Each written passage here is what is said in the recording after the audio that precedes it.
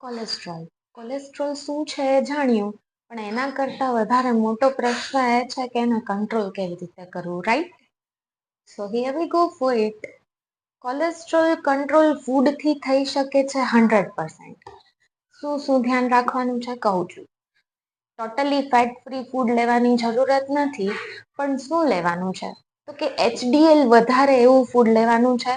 એમાં શું લઈ શકાય? ઓલિવ ઓઇલ્સ લઈ શકાય, આલમંડ ઓઇલ લઈ શકાય, ડ્રાય ફ્રૂટ્સ લઈ શકાય, એવોકાડો લઈ શકાય, જેમાં ગુડ ફેટ્સ કન્ટેન કરે છે અને HDL ઇન્ક્રીઝ કરશે.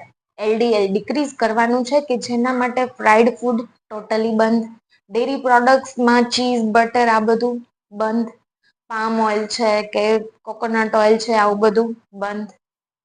નેક્સ્ટ સ્ટેપમાં વિચારીએ કે ઓકે કોલેસ્ટ્રોલ આવી ગયું છે, પણ મેડિસિનના ડોઝિસ ઘટાડવા છે કે કોલેસ્ટ્રોલ લેવલ કંટ્રોલ કરવું છે, તો શું કરી શકાય?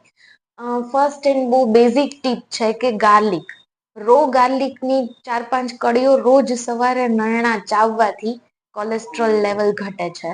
સેકન્ડ થિંગ છે ઈસબગુલ, રોજ રાત્રે ઈસબગુલ પલાળીને લેવાથી કોલેસ્ટ્રોલ સારું કંટ્રોલમાં આવી શકે છે.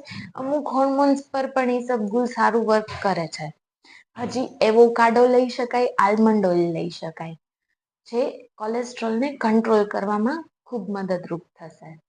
Stay healthy, stay connected and control your cholesterol.